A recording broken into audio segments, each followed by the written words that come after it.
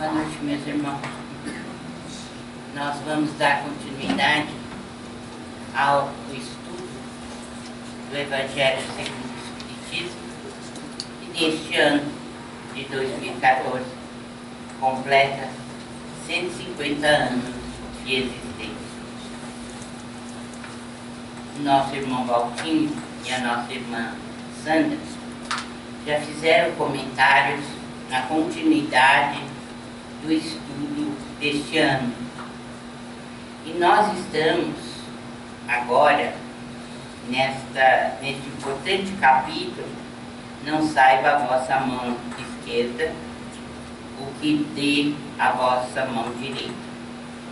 E dentre os itens que nós temos aqui, nós temos já comentados vários itens desse capítulo.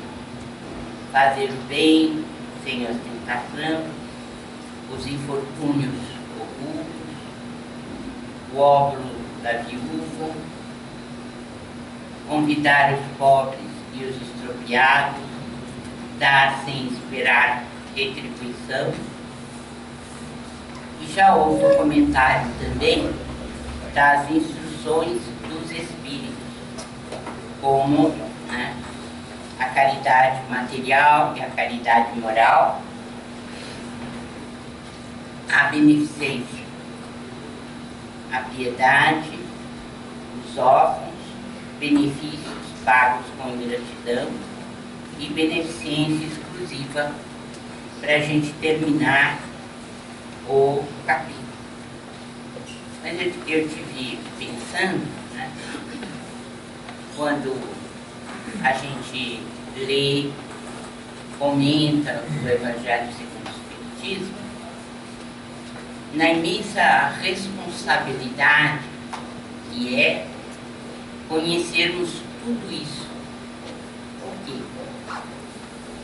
Porque enquanto os ensinamentos de Jesus ficaram escondidos ou mal interpretados ou descartados da vida pública, que pertenciam tão só ao conhecimento daqueles que eram responsáveis pela religião formal, nós como que nos eximíamos da responsabilidade de conhecer. No entanto, com a vinda do Consolador prometido por Jesus, que é o Espiritismo, todos nós não fomos alertados quanto ao verdadeiro sentido das palavras de Jesus, verdadeiro significado dessas palavras e, consequentemente, a responsabilidade que nós temos perante todos esses ensinamentos. Então, eu gostaria, antes de iniciar um comentário desses maravilhosos textos do Evangelho, gostaria de lembrar a todos que nós não mais podemos alegar que não conhecemos. Porque, na verdade, mesmo que a gente não leia, mesmo que a gente não dê o devido valor ao texto, mesmo que a gente tenha dificuldade para aceitar, ou mesmo que a gente deixe um pouco de lado com a esperança de não ter que responder por isso, mesmo assim, o fato de entrarmos para o Espiritismo já significa, da nossa parte, uma grande responsabilidade. Porque se nós não lermos, se nós não tomarmos conhecimento, mas nós já entramos para as hostes espiritistas, nós já estamos como que acobertados por esse guarda-chuva enorme e nós vamos ter que responder. Então, fato de a gente não comentar, não ler ou não ter assiduidade quanto ao conhecimento dessas verdades, não vai adiantar nada. E eu estou dizendo isso porque já convivi com muitas pessoas, como é natural. E às vezes, aqueles que são muito ligados à parte científica da doutrina, eles se iludiam pensando que, como não comentavam a parte evangélica, eles estavam ilesos quanto à responsabilidade. E eu quero, então, reforçar aqui que de nada adianta a pessoa não comentar o Evangelho ou deixar de lado essa parte importante da doutrina. Porque vamos responder sim, todos, pelo fato de entrarmos para uma doutrina que abriu de vez todos os ensinamentos de Jesus e deu seu real significado à doutrina do Mestre. Apenas como lembrança. Então, lendo, não lendo, comentando ou deixando de comentar, o fato é que Jesus nos pedirá a responsabilidade desses textos, uma vez que nos declaramos espíritas. Então, também não devemos ter pejo nenhum de dizer que somos espíritas, mesmo que a gente não alcance o devido exemplo na vida diária daquilo que estamos lendo e estudando. Se a gente tiver a noção de que está num processo evolutivo e que nesse processo evolutivo nós vamos nos esforçando passo a passo para aquilo que Kardec disse: reconhece-se o verdadeiro espírita pela sua transformação moral e pelos esforços que faça em domar as suas más inclinações. O importante é o esforço que se faz, o importante é nós estarmos alerta quanto à necessidade desse desenvolvimento. Porque, eu volto a repetir, a evolução é um processo que não se dá por inteiro, mas que é feito passo a passo. E o Evangelho de Jesus é, na realidade, a baliza. Ele nos dá o discernimento para que a gente possa agir na vida diária. Ele nos dá o caminho, ele ilumina a nossa vida. O importante é reconhecer que mesmo caindo, mesmo não conseguindo cumprir na letra, o importante é não desanimar. Reconheço o meu erro e não farei outra vez. É esse sentido de evolução que o Espiritismo nos dá. Então, não tem essa história de dizer, não, eu gostaria de ser espírito, sim, todos nós, mas não sou. Ou, eu não sei se eu posso me dizer espírita. Se você tiver conhecimento, não vai adiantar nada você chegar do outro lado e dizer que não pode se dizer espírita. Na verdade, nós somos espíritas. Como diz o Emmanuel numa brilhante mensagem, espírita é o teu nome. Nós não podemos fugir disso. Agora, se nós nos dermos por satisfeitos do processo alcançado, nós perdemos uma grande oportunidade de refazimento, de reconstrução da nossa personalidade e, portanto, da nossa evolução. Então, dito isso, nós vamos ver aqui alguns trechos da mensagem belíssima de Caritas, que se comunicou em Lyon, na França, em 1861. Chamo-me caridade, sigo o caminho principal que conduz a Deus. Acompanhai-me, pois conheço a meta a que deveis todos visar. Dei esta manhã o meu giro habitual e com o coração amargurado venho dizer-vos, ó meus amigos, que de misérias, que de lágrimas, quanto tendes de fazer para secá-las todas. Em vão procurei consolar algumas pobres mães, dizendo-lhes ao ouvido, coragem, há corações bons que velam por vós, não sereis abandonadas, paciência, Deus lá está, sois dele amadas, sois suas eleitas. Elas pareciam ouvir-me e volviam para o meu lado, os olhos arregalados de espanto, e eu lhes via no semblante que seus corpos, tiranos do espírito, tinham fome, e que se é certo que minhas palavras lhes serenavam um pouco os corações, não lhes reconfortavam os estômagos.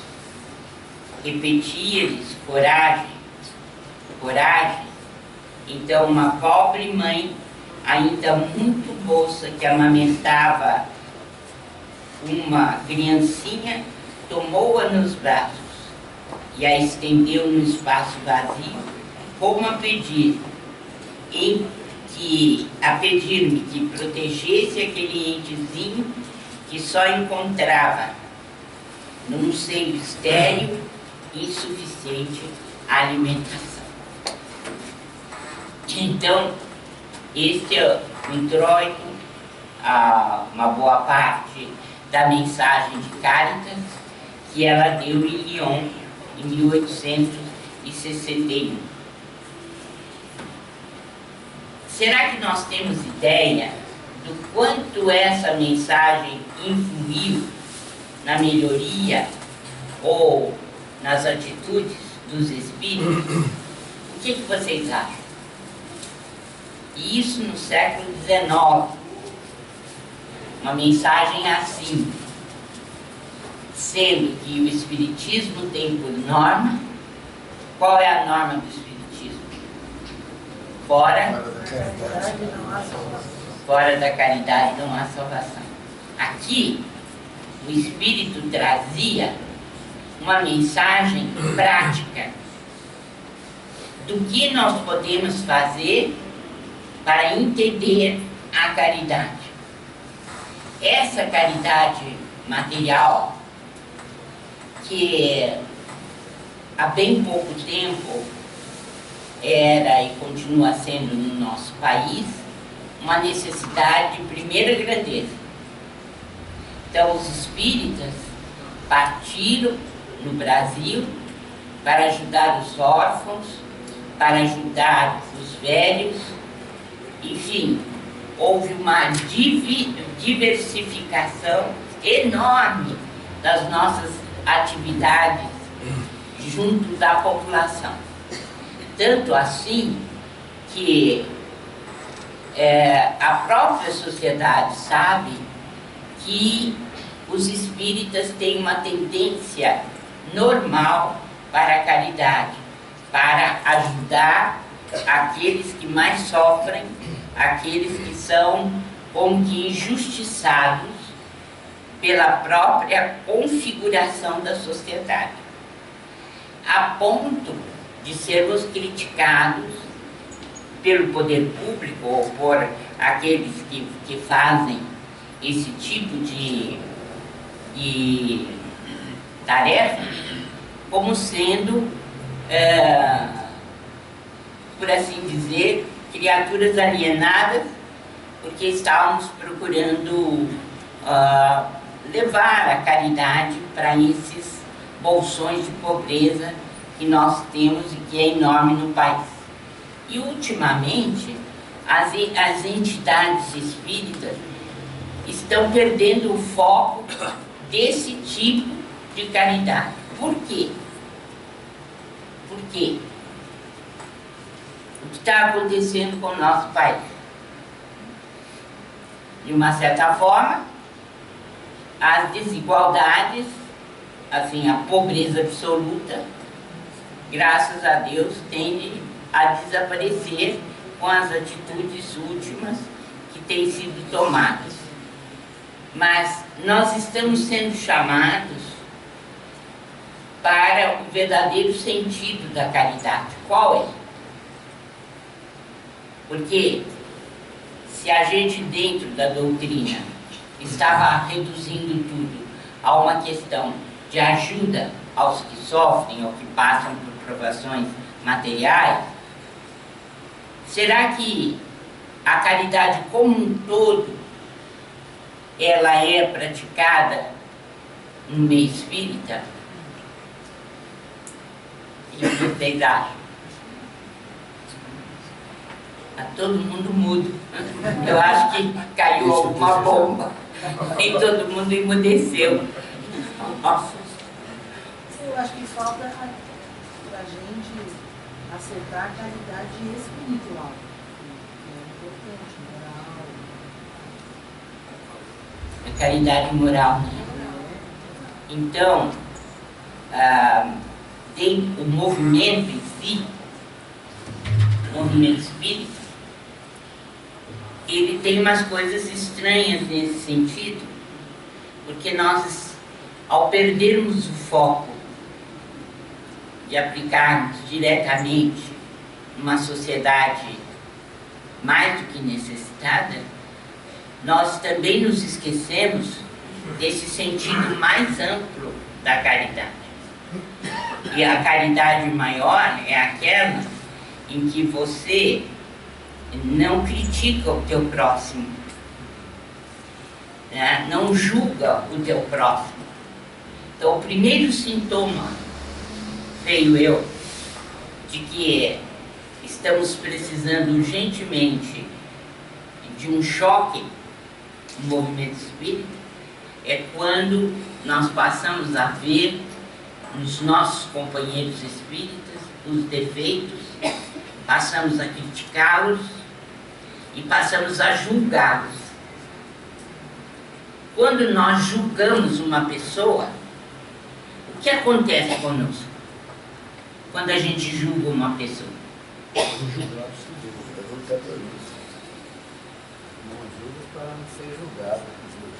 Não julgueis para não ser julgados. A gente observa se houve ou não evolução da nossa parte exatamente aí. Se a nossa existência, de alguma forma, já nos levou a não julgar. Porque a maior falta de caridade que nós podemos demonstrar em relação ao nosso próximo é reduzi-la a pó de traque e achar que é normal. Então, acredito que o fato de não termos, às vezes, mais na nossa sociedade bolsões de pobreza fortes, impressionantes, como tínhamos antigamente, o fato de termos evoluído como sociedade parece que deixou o chão, né, para os espíritas. Eles estão sem chão, nós estamos sem chão. Então, a nossa capacidade crítica passou a ser exercida de uma maneira bastante errada. E nós estamos dirigindo para o nosso próximo, mas não estamos fazendo isso em relação a nós mesmos.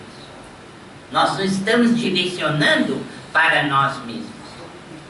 Então é muito comum nós observarmos observações tristes de companheiros nossos, uns em relação aos outros.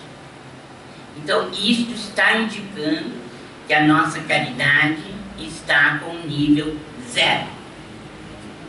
Quando a gente passa a julgar, nós estamos falindo como pessoas. Porque a hora que formos julgados, né, vamos ver se vamos ter, né, uma complacência que nós não temos para com os outros. Esse é o problema. Então, aqui a nossa irmã Cárdia, com essas palavras, no século passado, certamente teve uma influência muito grande na formação dos núcleos espíritas pelo mundo, e especialmente no Brasil, onde a miséria graçou com mais intensidade até bem pouco tempo. As casas espíritas estão mantendo uma atividade em relação ao próximo. E aquela história de sermos conhecidos como importantes aliados daqueles que são mais necessitados, eu acho que isso permanece. Mas a quantidade, né, e a nossa dedicação aos mais necessitados vai sofrendo, como é natural, e a gente tem que dar graças a Deus que isso está ocorrendo, né? Nós estamos diminuindo a questão da pobreza. Então, mas parece que isso nos deixou sem o chão e sem sabermos exatamente como aplicar o sentido da caridade. Doutora Marlene, talvez haja uma pequena confusão da gente pensar que o exercício da caridade deva ser feito apenas direcionado para aquelas pessoas que são materialmente carentes. Porque há pessoas que não são materialmente carentes e que precisam de muita caridade, de uma compreensão, de uma palavra amiga, de um ombro, até um perdão. Pergunto, senhora, se o perdão é algum tipo de caridade. Alguém ofendeu alguém e esse alguém perdoa o ofensor. Esse perdão seria um tipo de caridade ou não? Sim, são coisas no diferentes. momento nós podemos considerar como sendo, mas à medida que a gente evolui, não precisa perdão, porque você não se sentiu ofendido. Então a tendência da evolução nossa, de cada criatura, é a de não necessitar perdoar, né? Como dizia o Gandhi, ele ia nessa direção. Não, você não me ofendeu, eu não me senti ofendido, por que eu preciso te perdoar? Né? Então a pessoa ficava sem graça porque havia realmente ofendido, mas ele não se sentia ofendido, né? Então, no momento, esse perdão talvez signifique caridade, sim, porque a pessoa raciocinou e viu que ela precisa de estender a sua compreensão. Mas vai chegar um momento na sociedade que nós não vamos precisar perdoar. E nós vamos falar, não, eu não me senti ofendido. Demorar certo? um pouco, né? Hã? Vai demorar um pouco isso. Muito. Muito. Infelizmente. O duelo está passando, né, doutora? O duelo está passando. Tá. É o seguinte, eu não disse que a evolução é um processo? Nós não podemos exigir de nós algo que não estamos amadurecidos para fazer. Mas o que nós precisamos exigir de nós é que a gente esteja insatisfeito pela situação em que está e procure melhorar. Isso nós temos que exigir. Por quê? Porque isso faz parte da evolução. Você ter o desconfiômetro e achar que realmente você precisa evoluir. Se você tiver esse desconfiômetro, é uma maravilha. Por quê? Porque você diz, não, eu preciso melhorar essa parte. E não tem desdouro nenhum de dizer isso, né? Como eu disse, no mundo espiritual, nós teremos que responder pelo conhecimento que nós temos. O Chico disse que não viu nenhum espírita feliz do outro lado da vida. Verdade. Não quero desanimar, não. Mas a questão é essa, que a gente chega e, por exemplo, há uma mania de achar que lá no exterior nós precisamos levar o espiritismo que foi implantado no Brasil na mesma proporção, ou do mesmo jeito como ele é seguido aqui no Brasil. Não tem coisa mais errada do que isso. É um raciocínio errado. Por quê? Porque a civilização europeia não é uma civilização sul-americana. É diferente. Por que que a gente vai querer... é como se você pusesse o leito do Procusto, né? Quando o leito do Procusto era o seguinte: você põe o cadáver, se ele passa da medida que você tem, você corta as pernas dele. Se ele é menor, a gente estica. Então, o leito do Procusto é isso: você leva a sua forma e essa forma vai ser implantada de qualquer maneira, porque é assim que tem que ser. Mas na tua cabeça é assim que tem que ser. A religião, ela não tem esses moldes pré-formados. Isso deu certo aqui no Brasil. Nós estamos felizes, as casas espíritas são um local maravilhoso, onde nós estudamos, onde nós debatemos as coisas mais importantes da vida. Nesse meu novo livro, eu coloco as coisas que Emmanuel disse sobre o ser espírita e o que Chico disse.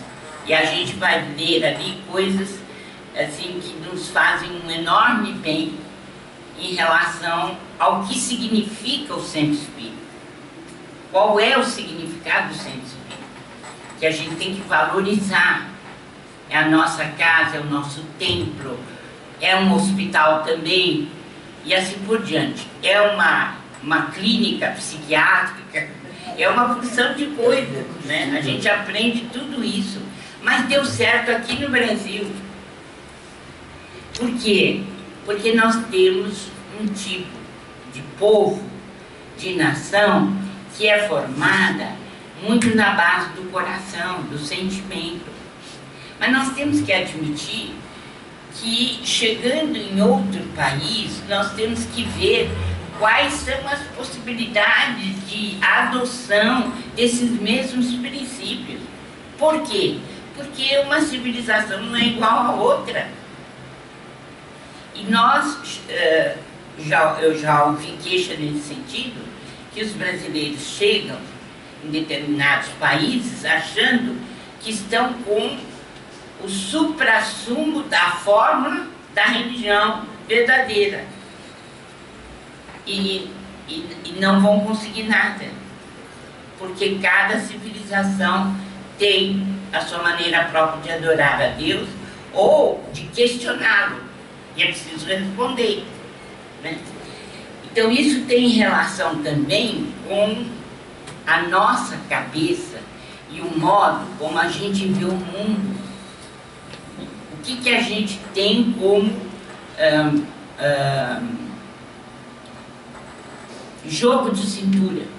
Nós podíamos usar uma palavra assim, para compreender que cada ser humano tem uma maneira própria de pensar e de raciocinar em relação à religião. Isso também é uma caridade, porque você respeita o outro.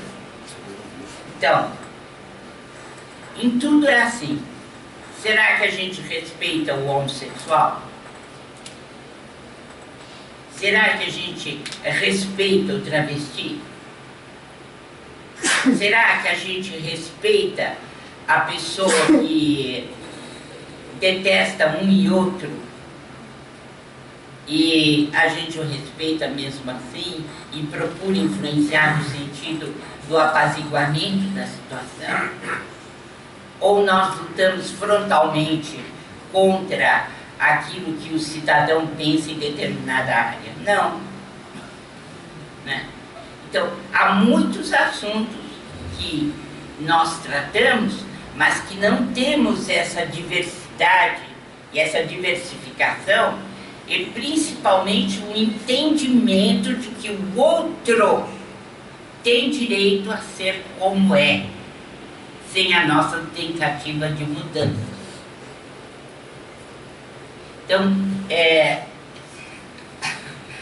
o que precisa mudar, em última análise, a nossa maneira de ver o mundo, de ver as pessoas e de compreendê-las como elas são.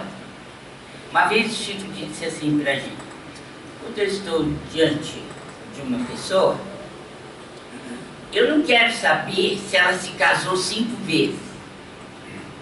Ela pode ter se casado 5 vezes.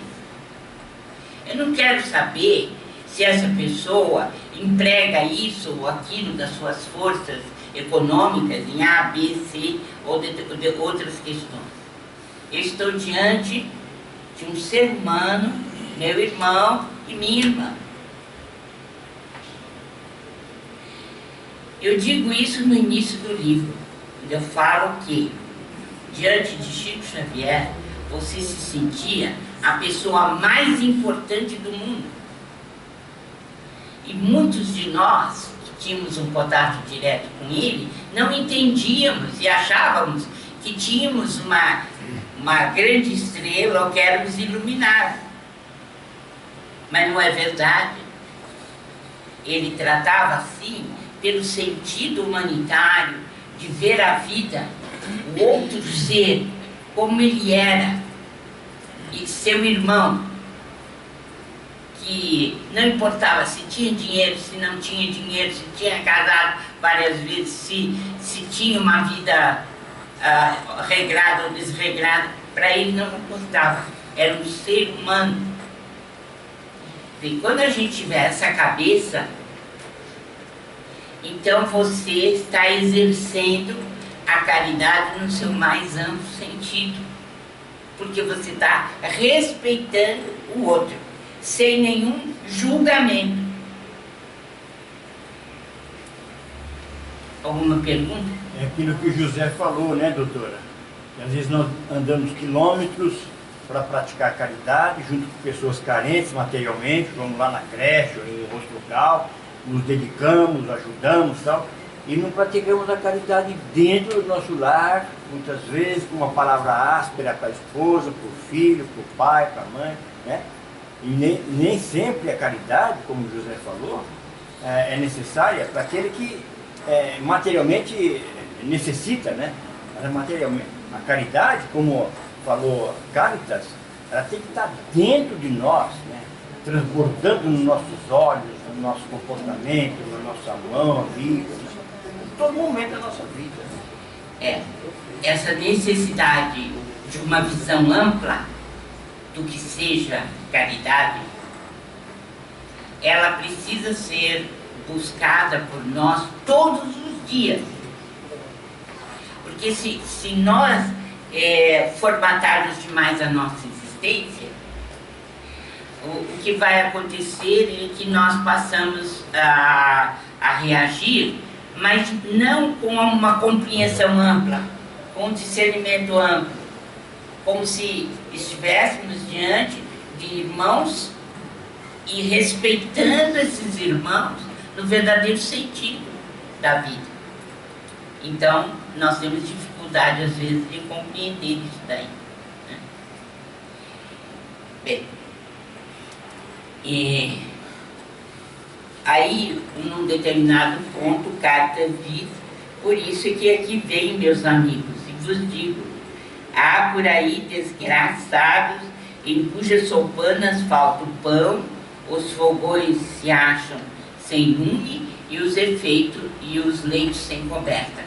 sem dúvida nenhuma, essa mensagem influiu milhões de pessoas, porque os espíritas compreenderam a necessidade de sair de suas casas e ajudar a quem passa por necessidade. E deve fazer isso até hoje, até que desapareçam as necessidades mais profundas da nossa sociedade. Nós não estamos dizendo que nós vamos arrepiar a carreira, não. Vamos continuar dentro das necessidades da sociedade. Mas é por isso também que nós estamos sempre descobrindo, né, pessoas, por exemplo, deficientes, velhos sem abrigo, crianças com grandes deficiências e abandonadas, enfim, vamos descobrindo sempre a quem ajudar. Mas isso não nos tira de maneira nenhuma a responsabilidade de amar, compreender o ser humano, esteja ele onde estiver, principalmente aqueles que fazem parte do nosso ninho doméstico, porque para casa foram encaminhados os espíritos aos quais nós mais devemos. E é preciso acertar as contas para poder sair vitorioso. Por isso que Clarice, nosso lar, diz com todas as letras: nós renascemos para perdoar. Não é para outra coisa. Nosso renascimento é para perdoar, porque o amor já está conseguido. Já não tem necessidade mais. Já é conquista. O que não é conquista é o ódio, são os adversários, são as pessoas que não nos entendem, e por isso é difícil.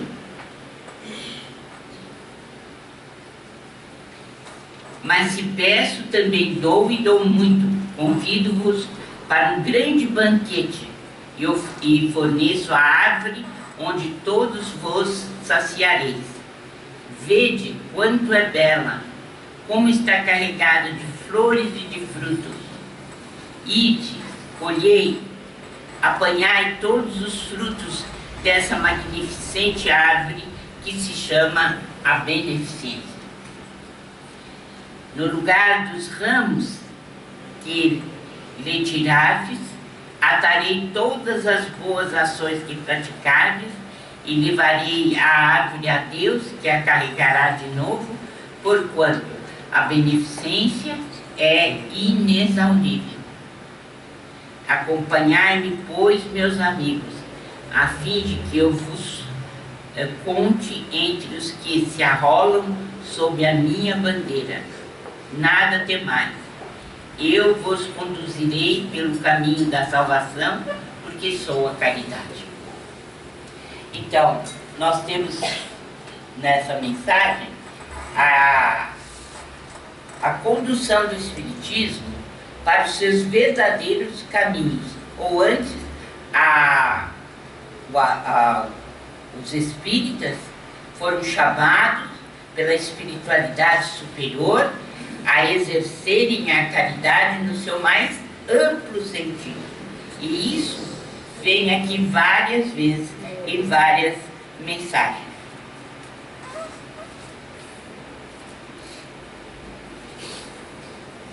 Principalmente aqui, ó. Todos vós que podeis produzir, dai o vosso gênio, dai as vossas inspirações, dai o vosso coração, que Deus vos abençoará.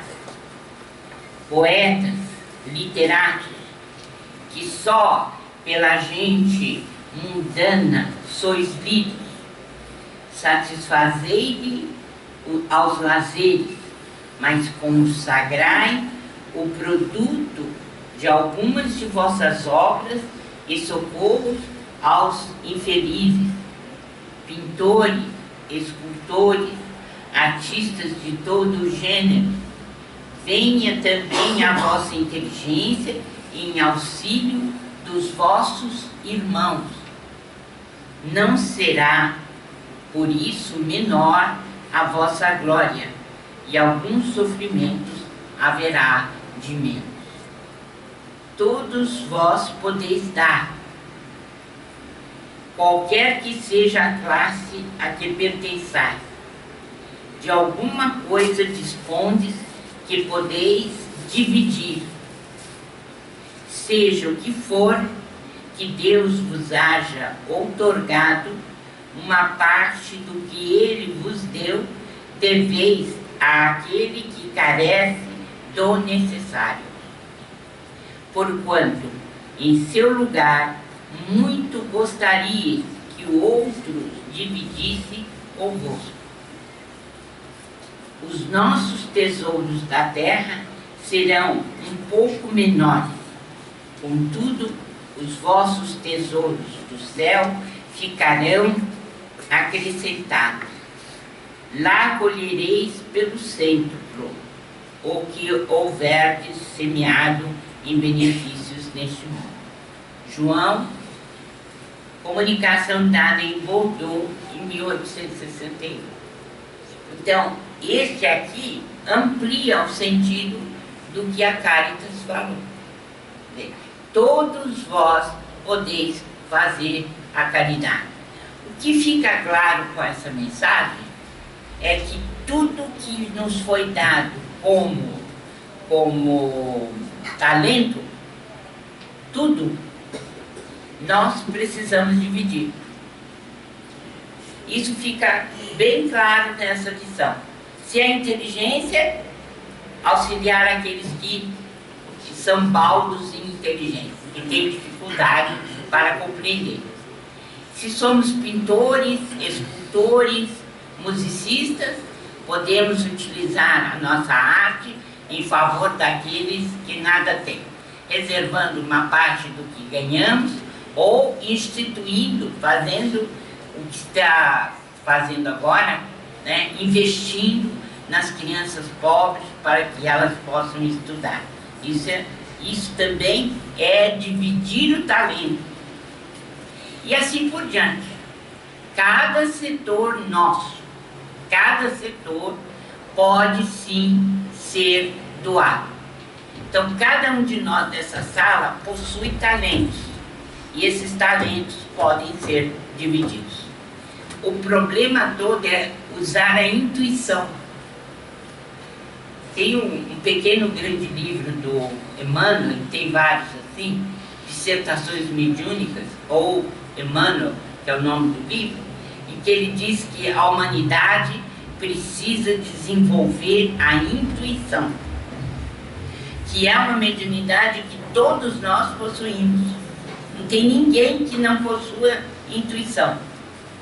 E Emmanuel nos convoca a desenvolver a intuição exatamente para descobrir como é que nós podemos multiplicar os nossos talentos. Como é que nós podemos dividir a nossa inteligência? Como nós podemos dividir o gênio da pintura, da arte?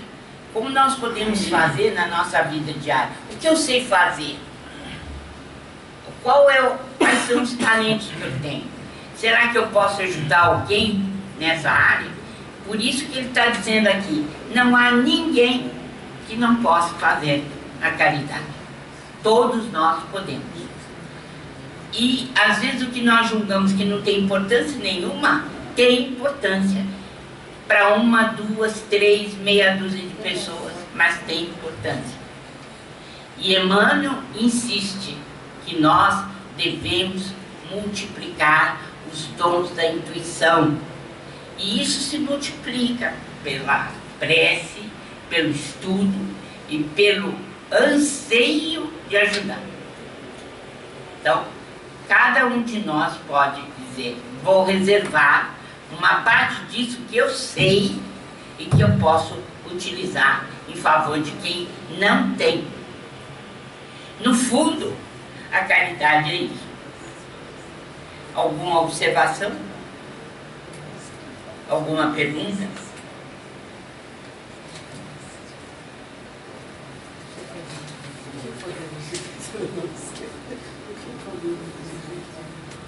Nada? Então vamos trabalhar.